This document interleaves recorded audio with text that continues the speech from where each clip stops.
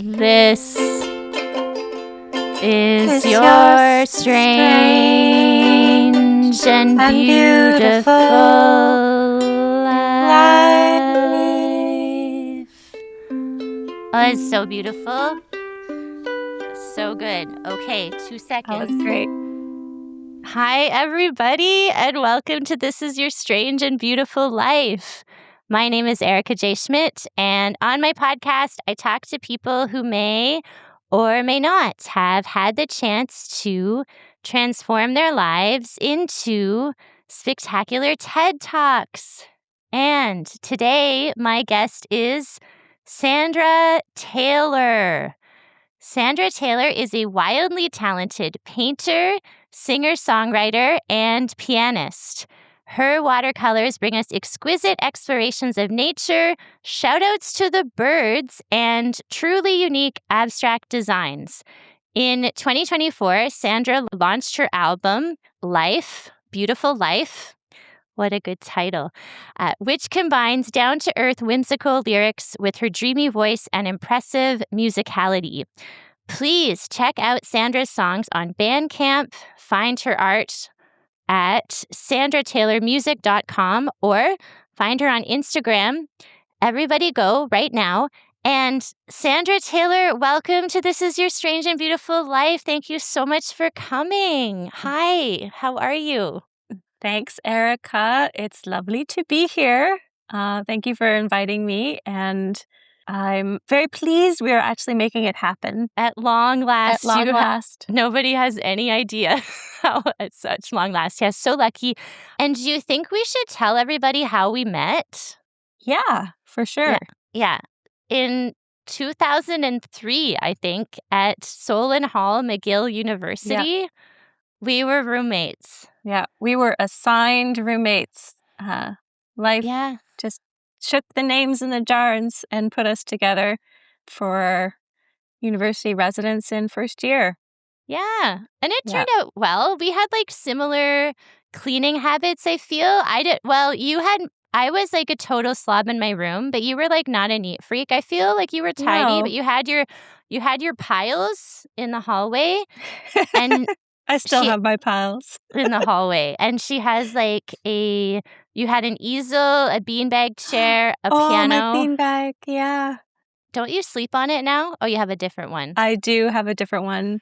Okay. I did love that beanbag. That was a great beanbag. It was leather, and it was fabulous. Yeah. But yeah, that's right. We had it made. That was a wonderful residence, Solin Hall. Yeah. It was like off campus, so we went shopping for ourselves. We didn't have a meal plan, and it was in a cool neighborhood, and they were just kind of like the cool kids went there at Solin Hall. I think it was like kind of quirky people, I would say. Like, yeah, it was really great. I remember we had lots of light. Like we had enough space in our little living room, plus our bedrooms. It was a converted kitchen. chocolate factory. Like, was it? I think it was a factory that was converted. That makes sense. Yeah. Yeah. So, shout out to Solin Hall. And I drank a lot of 2% milk back then. Did you? And because I was trying to get my boobs to grow. Oh. But it didn't had work. Any success with that? No. I haven't drank chocolate or 2% milk in a while. So maybe that's the problem. But well, we're going to talk about your cleaning routines and how they've changed and not changed since we met. It's true. We were a pretty decent match that way. Like we were both, I think, tidy enough that there was never any like food, hygienic disasters, like hygienic scary cockroaches, stuff. But we weren't like so hypervigilant to make things like not homey or cozy. So, and I am a bit hypervigilant now, I would say. But the fact that you did run a cleaning business is it blows my mind. It wouldn't have been predicted. It would not have been predicted at the time when we were 18. Yeah. So fun memories, and it's always fun to keep in touch with people for a really long time and stay friends for a really long time. We recommend that. But do you want to talk about your art and, creativity? So you've been creative for a really long time, and you were trained in classical piano. I don't know if it's not RCMP, it's Royal Conservatory of Music, no RCMP? Okay. Yeah, there's And they no have P at the end, just the Oh, okay, RCM. Yeah. RCM. So and you just kind of flew through that, like grade 1, grade 2, you did all the exams or a lot of them. So that's very structured and, like, classical. But did you also do when you were younger, before university, did you also do, like, painting and songs? Like, what was your what kind of creative activities did you like to do when you were a Yeah. kid? Um, so yeah, for the piano training, my parents supported me to get piano lessons, and yeah, I did up till grade 10 and Not then nothing, university. that's a lot. Yeah, it's a lot, and that's very structured. But I think really as a kid, well, I always just played. Like I've really been a kid that just would sit and play at the piano. So I think that sort of sense of innate, spontaneous, natural creativity would be something that is whatever part of me, which is not necessarily strict, only playing the notes that are written type of an approach. So I'm lucky that I've been able to basically do both. But I think really when I was a kid, the main thing was, I don't know, I guess I just had a good environment to grow up in. And we know we didn't have a whole sorts of distractions with internet and stuff. So you just had your imagination and nature. I think spending a lot of time outside. I remember mostly I liked to make up stories when I was little. It was mostly creative writing and Okay. imagination type play. And my brothers and sisters, we'd put on like little theater plays and this Oh, kind of cute. thing and show the parents or whatever. So I think it was Creations. more like that stuff. I feel like going to the piano and practicing, that was a very external thing. Like I would, it was like, oh, Oh, really? But you yeah, got oh really god, far. It's not like just yeah, like because grade 10 is, some piano yes, teachers don't have that. Like, yeah. it's It's definitely very advanced. Yeah. yeah, okay. But it was like your parents were, like, supportive of the arts. Did you read a lot, or were you a Oh, big I suppose that's true. I mean, as a kid, I really liked just running around outside and playing and Yeah, imagination. Again, writing stories. I think I did love to read, but with a bit of balance. okay. Like I like to move my body, so I wouldn't be just reading like all day or something like that. Yeah, But but yeah, I mean, I'm very glad that I did have the structure of learning all the classical traditions, but I wouldn't say that it came natural to me. Like it takes a lot of patience. yeah, it's Whereas repetitive, yeah, yeah. what? Well, I don't say competitive, but like Or I meant repetitive. repetitive. Sorry. Yeah, Yeah, like I think it was good, and it helps you with like focus and goals and stuff. And obviously, I loved my piano teachers. But yeah, I think what was most natural was just playing, mhm. basically. Yeah, because we, like, got the internet sort of, like, bad internet around grade 9, I would say, like, we were, Yeah. like, 12 or 13, and that didn't take over your life like No. MSN Messenger and, like, ICQ, Hotmail. I was starting to spend time on the internet as a teenager, but maybe not my whole life. We just had one home computer, and I really don't remember much about touching the internet. Like, I do remember getting an email, but, was like, One email? right, like, no, I mean, like, my email address Yeah, but, like, yeah, which obviously was a Hotmail. But I think it just wasn't enmeshed into all of everyday life, as a requirement or what you'd automatically turn to, I guess.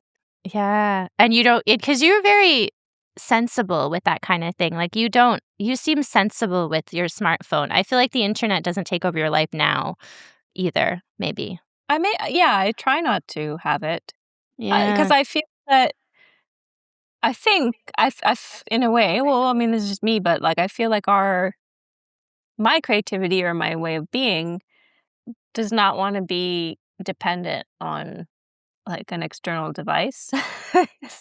and I just think that it gives you more, it kind of clutters your mental space. So I really do my best with varying levels of success, but to give myself space to think, space to be, rather than just having random information thrown at me all the time or swarming. Yeah, the attention culture, I guess, or whatever it is. Why do you think you're not sensible? No, a little bit. I'm sensible sometimes. Yeah. I feel like in the past, I've had trouble with the Claude.ai that like asking Oh, for right. compulsive advice from Yeah. the AI. And I know it's so bad. At least no more ChatGPT. I think ChatGPT is a true idiot, but I don't think any of it's that great. But then I would say with social media, it's not like I will, like, I guess some people are like scrolling before bed for hours. For Mhm. me, it's just like, I feel like it punctuates my day. Like, I will be like, kind of bored, so I'll just, like, watch a Yeah. reel, just, like, scroll a bit, and it's, like, Yeah. the hours of abstinence are not as great as Yeah, I I know would what you mean. like. It can be kind Yeah. of like, but it's kind of relaxing sometimes. But it Yeah. just but sometimes it just seeps in stuff that you're like, oh, I don't really want that in my mind. Yeah. But I You like know? the fitness. I like the kettlebells, and I like, there's some people from Love on the Spectrum, Yeah. the TV show. I like and books. I like book recommendations, but it's just like at a Oh, certain okay. point, like it's not, yeah. Yeah. I mean, there's a lot of things that I find. I mean, I found with Facebook and stuff, like I just get sick of it, or like Mhm. either I don't know how to use it in a sane way, and then I don't really think anyone does. No, I I just don't don't think it's a sane like thing. I It's don't not, think it's we an really unwell thing to do. It's Yeah, and I unwell. do find that there's more, constant advertisements and stuff like that than maybe even 10 years ago there was on it. Mhm. Like, it just feels like it feels just really insidious and not wholesome. Yeah. But that said, there's some pretty cool things about the internet and things that we can find on it. Anytime that you're trying to troubleshoot a plumbing problem Yeah, that's true. Yeah. or Yeah. whatever. And you never know when you might And need the internet. if you want to listen to This Is Your Strange and Beautiful Oh, Life yeah. podcasts. Yeah, and Sandra's videos and artwork on the internet are really great. So, yeah, that's worth it too. But yeah, you are wholesome and sensible, I think, in terms of the internet. But back to our time at McGill, we both dropped out of McGill after second year. We are dropout of McGill after second year twins. I went to McGill with the dream that I would become a writer, like at McGill. Like I was like, I'm going to go to university. I also wanted to find God. I studied English literature and religion, and I was just naive, but I was 17. So it didn't work out. Like I didn't become a writer at McGill necessarily. But when you decided to study music, like, did you have an intention? We were so young. And do you have any advice for somebody who's like, I want to go to university to become an artist? Oh. Yeah. Did you really were you studying religion? I guess you were, eh? I had Jesus classes, like New Oh, Testament 1 and 2, wow. Hinduism and Buddhism. Okay. Yeah.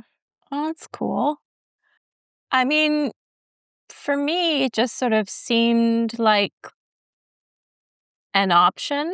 I never felt necessarily a huge amount of certainty with following. It was sort of like maybe I was going to do visual art or music. And I think, perhaps I would have had a more relaxed time had I chosen something like Concordia that Oh, had a bit yeah. more of a flexible or like open-minded type McGill programming. was very serious. Yeah. Yeah, but I was at the same time I was attracted to that seriousness and that sort of sense of whatever achievement or I don't know what you want to call it. Rigor? Rigor, yeah. Yeah. Even though I'm not, it's always been a bit of a question in terms of personality-wise, like that discipline and stuff versus my creativity doesn't necessarily flow with, having to do things a certain way. Like hyperstructure.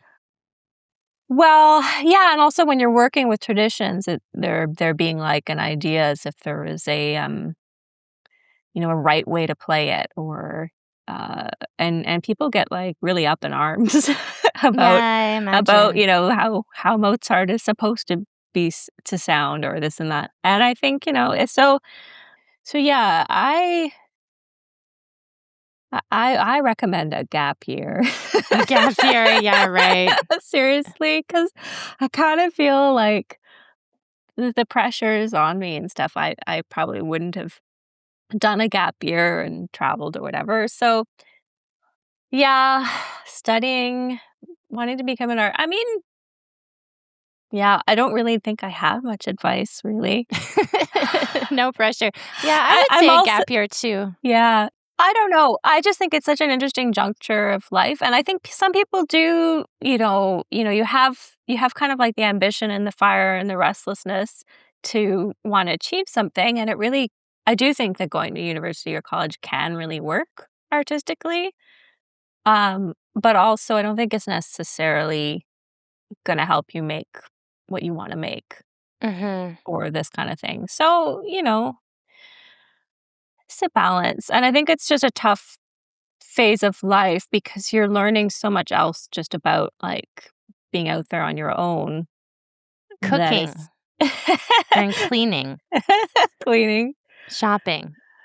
I don't know. I mean, well, I always shopped and we cooked, and so I didn't find that to be like a problem. But I don't know. I don't know what to say. I feel like I have no great insight on that one other than just, make your Yeah, choices. Yeah. you're only 17 or 18. Yeah, it's like can't fuck up that much. Yeah. Yeah, that was like a gap year. Yeah, and it's true in terms of like certain schools have this prestige. And then I went back to Concordia in Montreal and it was just like way better fit for me. Like it was just a way Mhm. better fit. Like it just was like I just felt so jacked up.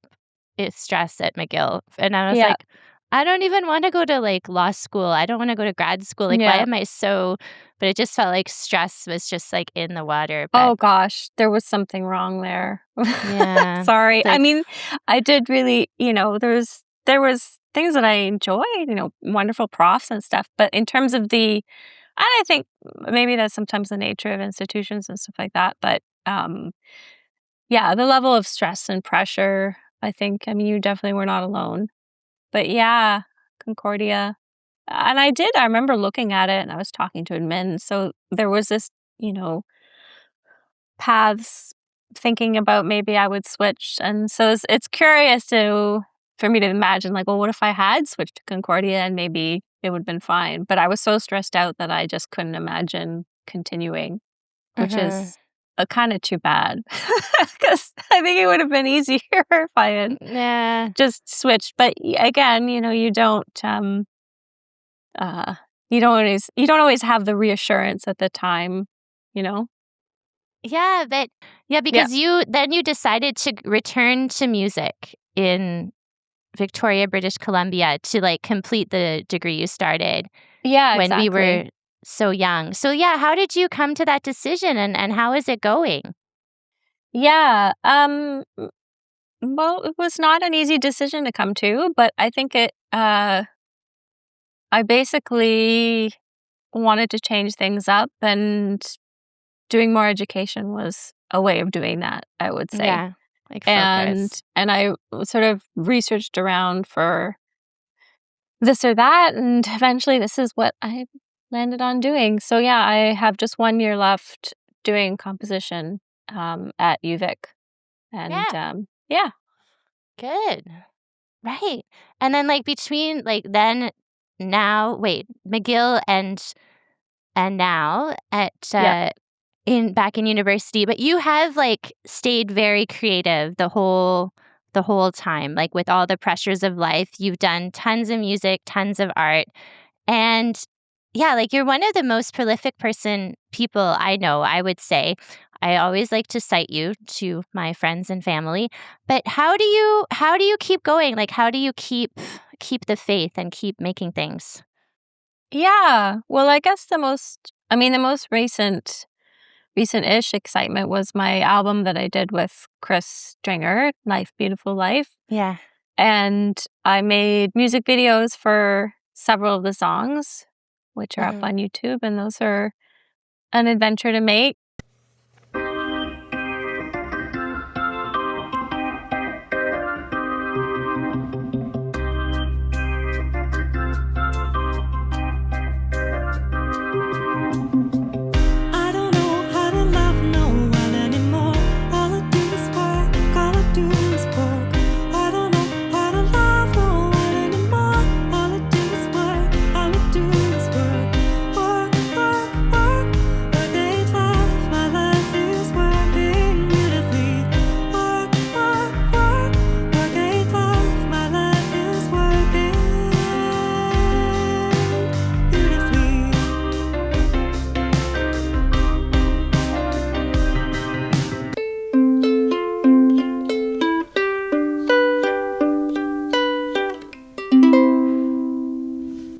I think if you are an artist, you just end up making art of one sort or another because it's what helps you cope with life and also enjoy life and express yourself. So it's not always just, a way of understanding your experiences. So I kind of just think, most of us don't really have a choice but to make things. So your whatever limitations are placed on your life might limit what you make. Like, I didn't have any funding for any of my music videos, Yes. so I don't have, didn't have somebody to do things for me, etc. But I still wanted to make them. And making my album was really hard. And I'm really thankful for the crowdfund that I did and everyone who gave money to that, because that enabled me to make a much better recording than I could have done just by myself. So yeah, it's kind of like persistence, but also I think it's tough a lot of the times. That's kind of part of it too, is sort of embracing the down years or the down months and trying to work through them. The tension between not having quite enough resources, whether that's time, funds, or space or whatever, and then still getting through it, still finding a way to do the stuff. And you do a lot of painting as well. And it just feels like you're always putting out paintings of birds and very unique abstract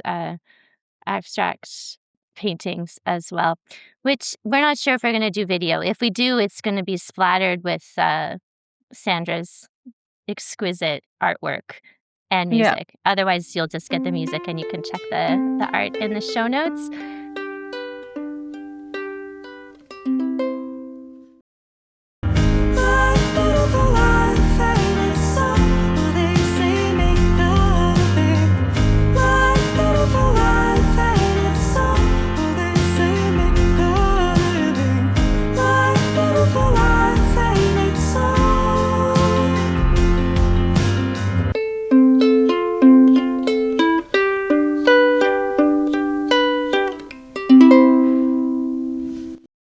But yeah, I'd love to hear about your routines. I don't know how everybody else feels about this segment. This is why I started a podcast, is because I love people's routines. And so, do you have a morning routine that we could all model our life on? Oh, man. It's funny. I really don't. I used to, in my late 20s, early 30s, my morning routine was just chanting. Oh, nice. So probably an hour of chanting. Wow. But now now I really don't have a morning routine. I could think of establishing a morning routine for myself now because I'm not really sure what I would enjoy for my morning routine is usually uh, stumbling out of bed and getting a coffee. Oh, good for you. Do you go out for a coffee or you make it? No, I make it, and if it's warm enough, I'll sit outside and drink it. And I do like having that little bit of space just to, see what the weather's like and That's nice. That's a wake up. routine. Yeah. Yeah. So right now it's just a very calm, um, mellow sort of, it's not much of a goal to that routine. But yeah, I used to meditate or chant in the mornings. Oh, yeah, because you did yoga a little bit as well, I think. Yeah, I was pretty gung-ho for a few years, and I did my yoga teacher training, in 2009, I think? Okay, yeah, around the Yeah. same time I did mine as well. Yeah, Oh, yeah, really? Wow. 2008, yeah, Yeah. and I Was used yours Ashtanga? yeah, Right. yeah. Yep. So, okay, we were yoga people. Yep. When it was cool to do yoga, we did it, and, Yeah, it was cool. yeah. I mean, I still appreciate yoga. It's just, there's, it's one of those things that sometimes the more you look into it, the more, I don't really think there's any area of life that is sort of, you don't have to navigate sort of hierarchy and weird cliques and Weird cliques, yeah. Weird all sorts of, teachers. strange beliefs and, which, so, these days I try to get a more, curious and less jaded feeling about yoga Yeah. than I know. I remember some guy was like, I do meditate with my pal James Patterson. You can listen to his episode in the morning when I wake up before 6. Or usually my baseline is 10 minutes of meditation. But I remember mentioning meditation at a party, and some like slurry drunk guy with terrible breath was like, "Oh, I heard you did meditation. I do yoga." And I was like, you'd think I'd be interested in that, but I'm not interested in that at all. I did yoga in 2008 and I'm all done with that. And he kept being like, yeah, but I do yoga in the old port. My teacher, he couldn't stop. And then my friend, who was also on the dear. podcast, said, Aw. no amount of yoga can help people who don't have social skills acquire social skills. My friend said that. And I was like, yeah, that's very, very true. Yeah. Okay. So no more yoga. The chanting was lovely. I remember you staying at my house and chanting. Very nice. Right. Yeah. Very dreamy. Yeah. And I wouldn't say that never no more yoga. I still sometimes before bed, actually. But it's a whole thing. It's like an entirely different. I think a lot of these practices they can be different things to different people. But for me, I think the heart of that was supposed to be, you're trying to find a way of being somewhat in integrity with yourself and staying true to what you're feeling and listening to yourself. And so that doesn't necessarily have anything to do with if you move your legs a certain way. like the shapes you make with your body. Yeah. Yeah. Like that was those, and in terms of like using it as a spiritual seeking and stuff, that's also another thing. But yeah. Anyway, yeah, but I don't seem to chant very much anymore. Although every once in a while I'll do like a more music-oriented chant, whereas I think when I was visiting you, I would have just been chanting, not in a very, Yeah. What are just for those myself. called? Yeah. Kirtan, maybe. Yeah. Yeah. Yeah. I started doing downward dog after my workout, at the end of my workouts. Yeah. And I was like, oh, this is cool. All the blood's flowing to my head. Calming. Yeah, Yeah. why not? Yeah, and now then my heels not on the ground, and then they started after a while they go on the ground. Yeah.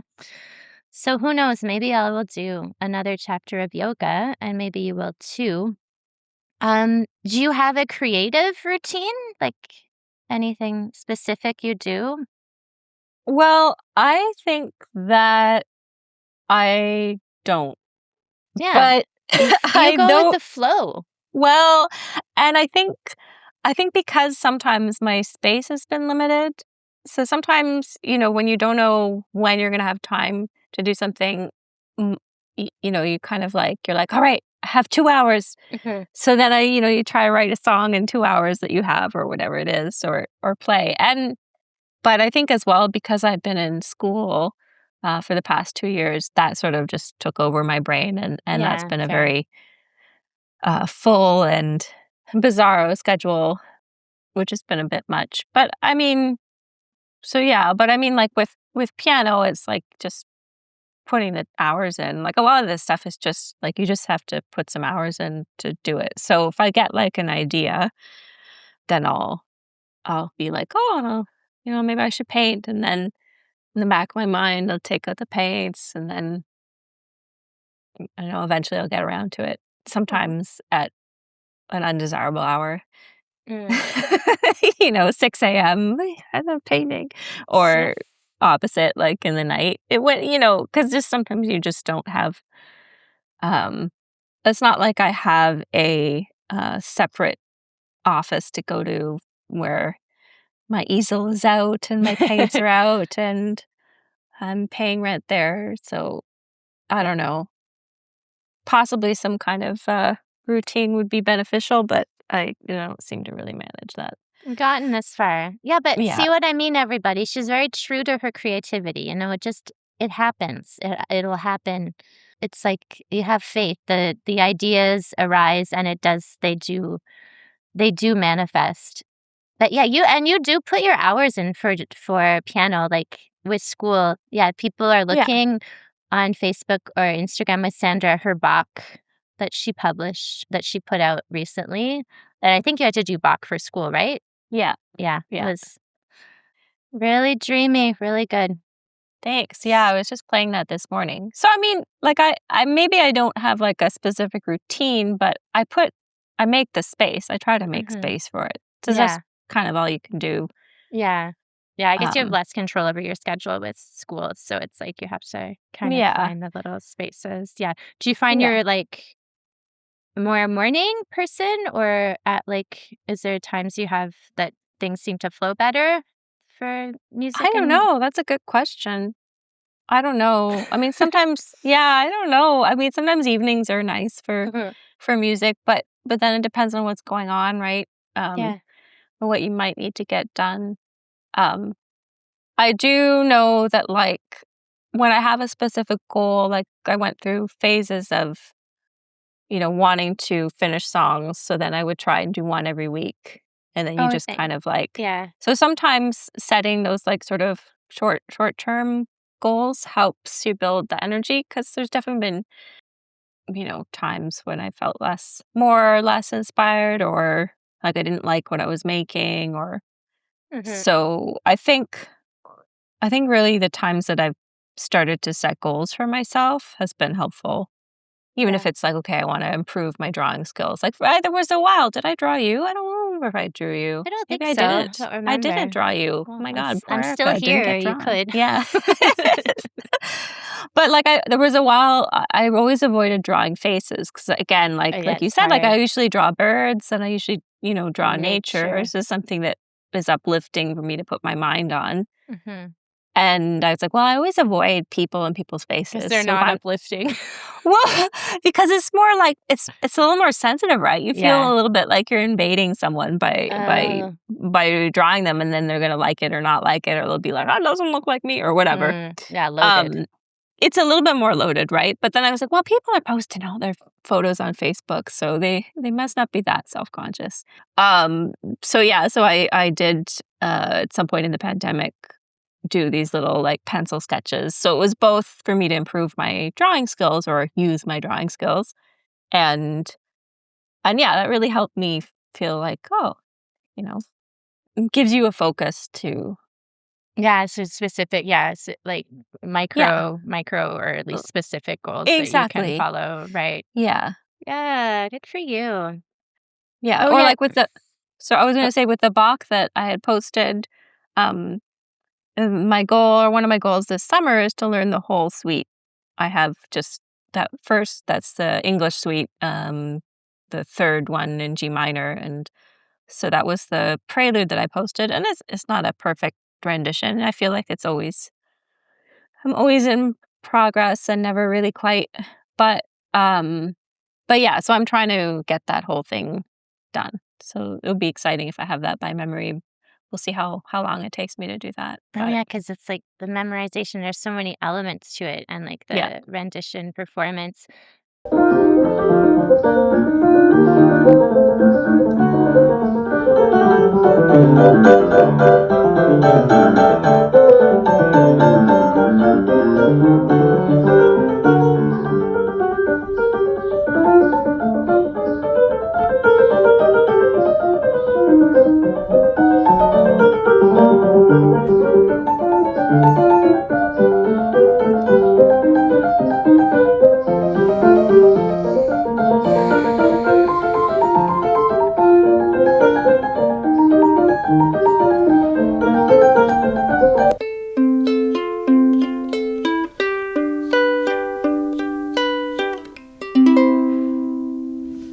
You're also a movement person. Like, you go for long walks, you do jogging, I think. And is that important for your creative practice? How does that fit in? I think walking in particular, 100%, because it like helps you slow down and just kind of relate to life. I definitely think that's part of my creative routine. There we go. I have a creative routine. Check. Yeah. It turns out I do. Yeah. Walking is definitely, it's something pretty important to me. Keeps you well, and also just the way that things change moment to moment with the seasons, the time of day, and being inspired by stuff. And I feel like it's a thought process too. Like so yeah, I would say yes. I feel like running for me is more of just like stress release. Yeah. Okay. Than creative routine. Yeah. I may be wrong, but usually running, I'm just kind of like, it's a nice way to get a sweat. Yeah. Just because then it doesn't require equipment really or planning. Yeah, just knees. It requires knees. That's true. It is a little bit tough on your body, and I'm not even sure if how long I'll keep running for.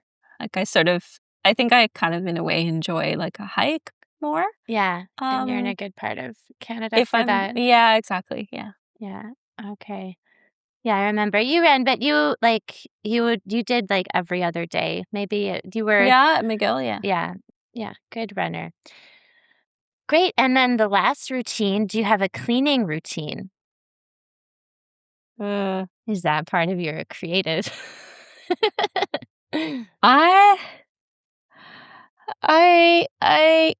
I do not. Okay. I kind of try and keep my floor. I think I'm a spontaneous cleaner. Yeah. Like once things start to get like, I'll just get the feeling of like, oh, I haven't cleaned the washroom in a while. I should probably do that. Okay. And my current place, there's always a lot of dust or hair, just because I guess the air circulation is good, which is a good thing. So I'm always kind of wiping the floors, and the so hair. I don't know. You kind of aim for once a week, but sometimes it's not a specific day, a specific number of hours. Yeah, reasonable. That sounds reasonable. No, I just try and then sometimes my clutter just gets too crazy, and I try and make it less. Do you get a lot of satisfaction from cleaning or medium? I think there's something nice about kind of puttering around your house. Like, I do think there's something that kind of like helps you feel at home in your space by just kind of, I don't know, maybe it's almost a relation to objects, a relation to space thing, and like noticing what's around you and taking care of it. But I wouldn't say I'm particularly fulfilled by cleaning. Okay. No. Fair. No. Yeah. Although I've never really approached it, I guess, as like a spiritual art or anything like that. It's more just usually I get frustrated where I'm like, there's a giant dust bunny. Yeah. Well, get it now. And just like I want to feel good in my spaces. So yeah.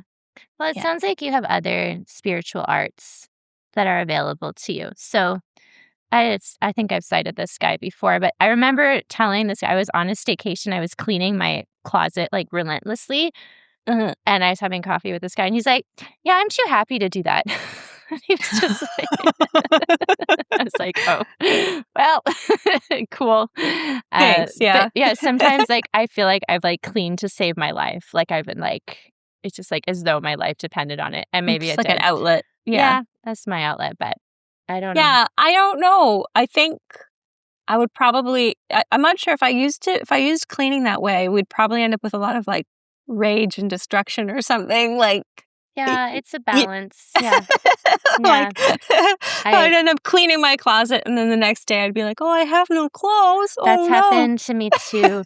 But like this So week I did some processing cleaning, and I cleaned behind the fridge and the stove. I Whoa! did windows. Brave. Oh my god. Yeah, and then I was like so tired. But then I'm just like, okay, I don't have to worry about that for a few months. Like, Mm. yeah. I don't Yeah, know. windows. Just like it's like Yeah, it can be a little bit helpful, I guess. yeah. Yeah. No Yeah. pressure. No, it's not your thing. You have beautiful artwork on the walls that you made. It's wonderful.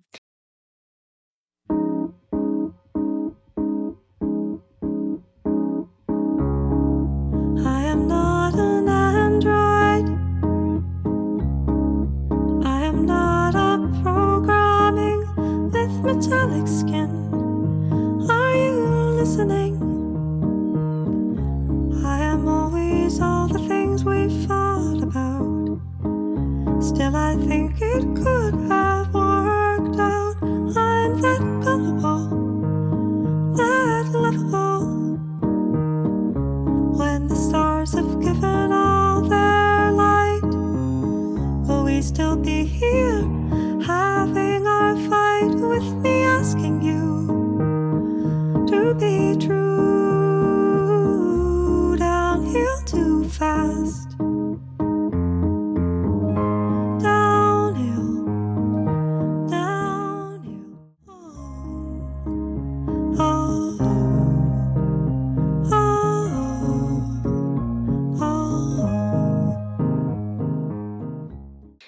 oh. Are you ready for a listener question? Sure. Okay, his name is Computer Guy, apparently. Okay. Dear Erica and Sandra, my girlfriend invited me to a family dinner to finally meet her parents. We've been together for almost a year, so I wanted to make a good impression. Dinner started out fine until her dad started asking about my job. Oh no. I work in IT, and while it pays well, it's not some high-status career. After a few questions, he smirked and said, "So basically you just sit behind a computer all day. Not exactly the kind of guy I imagined for my daughter." Everyone kind of laughed awkwardly. I tried to brush it off with a joke, but then he added, "Maybe someday you'll get a real job so you can actually support a family." Ugh. I felt my stomach drop. My girlfriend just said, "Dad," but didn't defend me beyond that. I quietly excused myself, said I wasn't feeling well, and left. Later that night, my girlfriend texted me saying I embarrassed her by walking out and that I should just let it go because her dad was only teasing. I honestly feel disrespected and don't think I overreacted. But now she's acting cold and says I owe her family an apology. What do you think? Am I overreacting, or is this family totally out of line? Love, Computer Guy, apparently. Oh, Computer Guy. Yeah. Well, I know I think I feel that Computer Guy he failed the family test. Oh, no. I feel the Computer Guy should have stayed at the dinner. I feel that by leaving, he was saying, "Oh no, your comments have gotten to me." And I feel that, yeah. He failed the family test. Oh, he absolutely failed it. Yeah. Yeah, but do you think he doesn't owe them an apology, do you think? No, I don't think that Computer Guy owes them an apology, but I think Computer Guy didn't, like, hold his own. That's what Computer Guy did not do in that moment. Computer Guy was too upset at not being like embraced by He his took it too girlfriend's personally. family. Yeah. Instead of riding it and completing the dinner or saying that he thinks his job is fine, or you know what I mean, like. Yeah. But no, I don't think Computer Guy owes an apology. But yeah, he failed the family test. Bah, bah. Oh, okay. Because I think the family was unreasonable. I think But that's not the point. Yeah. Is the Okay. point that the family is reasonable? Like obviously in this obviously that's a very rude thing to say to somebody. Like, it's just an outright saying like, I don't like your job and I don't think you're good enough for my daughter. But that like he failed this by refusing to say, he didn't say, oh wow, I'm offended. I have a reasonable job that makes a reasonable income, and I happily support your daughter. Like, he didn't. He was too offended in order to actually give a response. Instead, he reacted and was like, I don't want to be here because they're not nice. Which is fair, but you could have just after the dinner ended, you just say, I don't want to really go back to your place because your family doesn't like me and I don't want to put up with that. It would have been more empowering for him if he had stuck it out. Okay. That's my view, because my view is that it doesn't sound like they were actually I think there's a line between rude and he wasn't in any sort of safety problem or right. or even emotional. So he just felt he was challenged, and instead of responding in a way, so I don't know, I wasn't there and I'm not Computer Guy, but and he has to work out with his girlfriend, if it's really important to his girlfriend that her dad approves of the kind of work that her partner does and stuff, then yeah, that's a relationship issue, right? But because I have all sorts of questions, what is a real career according to Computer Guy's father-in-law? Yeah. It feels so cliche. It just feels it feels very old-fashioned and cliche. It doesn't, that what the father-in-law said, that it's almost I don't know, once I was in a wedding and some guy was like, what's a pretty girl like you doing without a boyfriend, right? And it's it's just it's so obvious and unoriginal, and you're kind of yeah, okay, you're obnoxious, but it didn't. Well, actually, he just kept saying things like that, and in the end, it did hurt my feelings in the end, and I didn't like the wedding because of the persistent harassment. Yeah, it was shitty people. It's not always easy to know how to deflect it in the time. Sometimes you a buffer. Yeah. Yeah. I mean, the girlfriend did defend him. I don't think you owe him an apology. No. I get the sense that maybe he's this guy is this a deal breaker for my relationship as well, right? He feels like he was singled out, and yeah. That is the question. I think the question would be in terms of, because his relationship was with the girl, not her family. So I would deal with that one first, is really obviously articulating, why did you not stand up for me more? I would have, appreciated that, because she was the one who knows her family and he's still the outsider, right? But so I don't think that he necessarily owes them an apology, but I think it's more about sorting out that occurrence with his partner, and then once you sort that out, then you can see how you might want to respond in terms of the family, and you find out how important it is to his was it girlfriend or? Yeah, girlfriend. Yeah, girlfriend. To his not fiance, because they're not married or anything. No, They're just, it was like the okay. first dinner or something. Yeah. Yeah. Yeah, that's my opinion. Okay, hold your own next time, computer guy. Yeah, it just it feels, I don't know. It's unfortunate when people make really poor first impressions, and it sort of feels like, because it feels kind of like both of them are going to struggle to come back from that. Right? Like, it wasn't good behavior from the father-in-law. He's not being accountable. And I'm not saying like, did he overreact walking out? It just, if he, I don't think the point is overreaction or non-overreaction. Like, I think it was a response, which was didn't want to be there anymore. And that's fair enough, right? If you think you're going to just explode on the person or whatever. You're like, well, I better leave before this is your house and this escalates, right? So I think sometimes that is, it's not like, that's not really the point. Because definitely a very rude way of meeting somebody. But obviously it was his first, the father's opinion. Opinion was to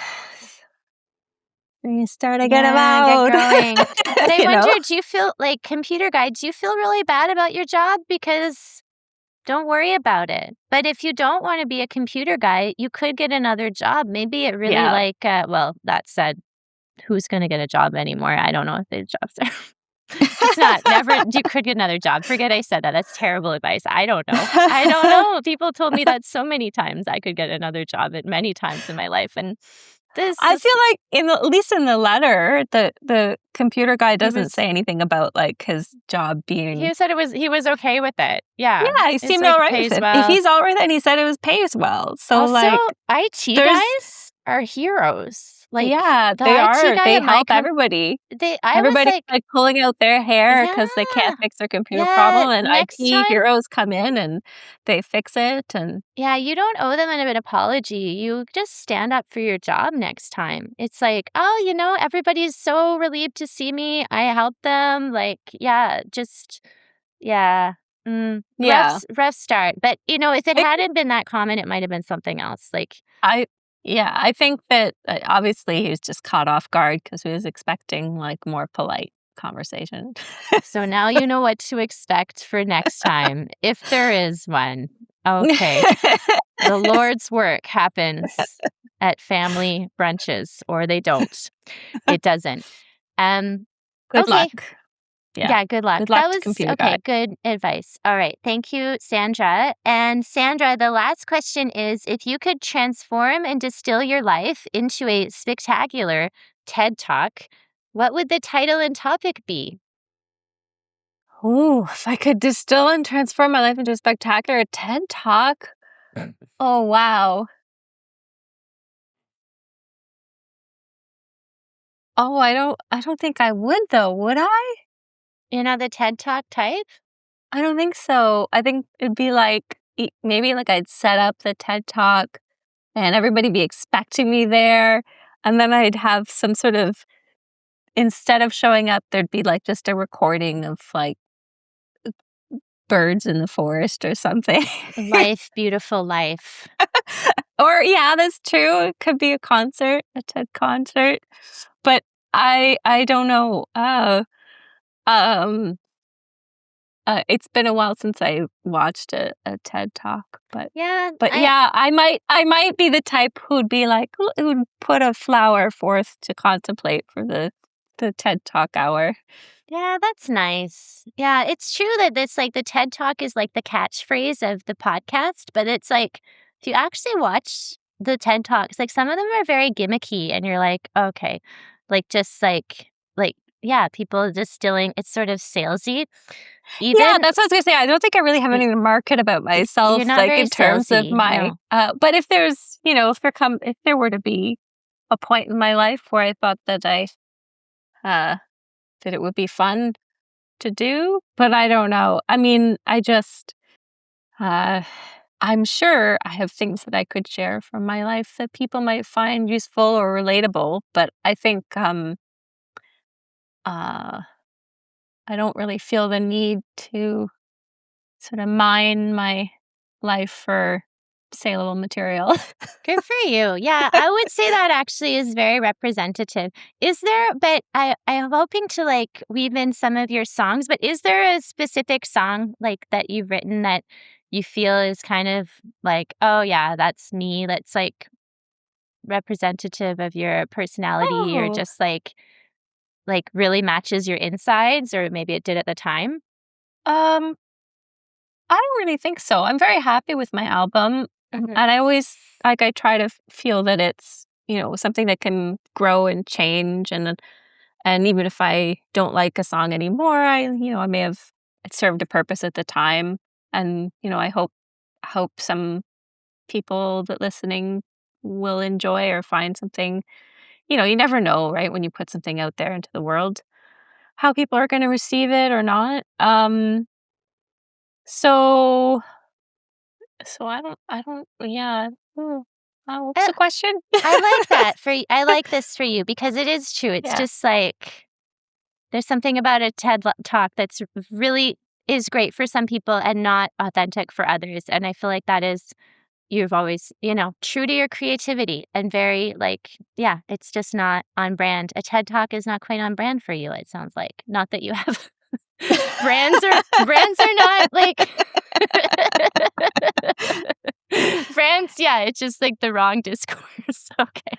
Yeah, I mean, I think were I ever to be invited to do a talk at some point because of something that's transpired in my life, or I don't know, but yeah, I mean, and songs, I'm trying to write more, but I don't think I necessarily analyze them as representing me, although I do Yeah. know if it sounds off, like where I'm like, "Oh, that doesn't sound like me." Like, because there's Yeah. definitely been creative phases where I've been like, "Oh, this is too jazzy, like, that's not really my voice." Mhm. I think there's something about that too, that you try to be, um, not have some kind of pretense of Yeah. being something that you're not in music and in art, and I think it does show and people can feel it if, you're trying to sound like someone else, or like obviously I have influences, but yeah, I think like even like Life Beautiful Life, that album, I think there's enough variety in the songs, and this was very deliberate that I wanted to be able to have a few different moods, a few different thought processes in the same album, so that I wasn't uh feeling like, okay, it's a band song and it's going to be a little bit more pop, or like it had to be just solo moody stuff. Because I think, as people, we aren't just one thing. We're complex and we change from moment to moment, and though I do think we have like an essence or something that is kind of us, but I still think, yeah, variety. Yeah. Great. Well, so people can get Life Beautiful Life on Bandcamp. Where else can people Yeah. find your work and follow Well, you? yeah, I do have a YouTube channel, Oh, at least one. great. So you can find me on YouTube. What's it I don't know called? if it's Sandra Music or Sandra Taylor Okay. Music. I should find that. Maybe I can send you a link to that. Okay. I do have a little Instagram page, that you can follow me on that. And that's Sandra Taylor Music or? I think so, yeah. Yeah. Okay. Great. But there's a little, like, the image is like a watercolor painting with my hair with birds in it. So that's how you recognize that it is Mhm. indeed my page. Yeah. And I actually did release Life Beautiful Life on Spotify and Apple Okay. Music. So I did like a mainstream type. So it's Okay. out there on the streaming Yeah, but you platforms. can also support her work by buying it as Yes, well. buying through Bandcamp is the most direct way. Yeah. But I did put it up so that if people prefer streaming stuff through Yeah. there, they can do Mhm. that as well, or in Yeah. addition. And your But website, sometimes you sell artwork on your website as well. And your website is yeah, called uh, SandraTaylorMusic.com. Okay, SandraTaylorMusic.com. Yeah, I have some pictures of art on there. I don't have like a shopping cart. Okay. But yeah, I'm just trying to prepare to do some markets. But I mean, people can always email me if they are interested in something. Yeah, or sometimes you do commissions. You're busy. Yeah, if you have your school in the year, but yeah. Yeah. Wonderful. Okay. Thanks, Erica. Yeah, thanks so much. This has been so fun. So the wrap up spiel is, let me think. If you enjoyed this episode, you will also enjoy my episode with Lou Lawrence. And I'm trying to think, did I have other musicians? Well, I can't remember right now, but I'll link them in the show notes. And thank you, as always, to my darling big sister, Tess Levitt, and Sherwin Tigia, my creative advisor and most cherished friend. Thank you to my dearly departed aunt, Eileen Gunn, who helped to fund some of this very fancy podcast equipment. And yeah, thank you to you, dear listeners. Thank you so much, Sandra Taylor. This has been a dream come true. And well, do you want to do the theme song a cappella for the way out? We could do that. Okay, great. Yep. Okay. Everybody sing along. This is your strange and beautiful life. Perfect. Thank you so much, Sandra. Thank you, everybody. Have the best day. We'll see you on the other side. Love you. Bye. Thanks, Erica. Thanks. Okay. Well, should we start?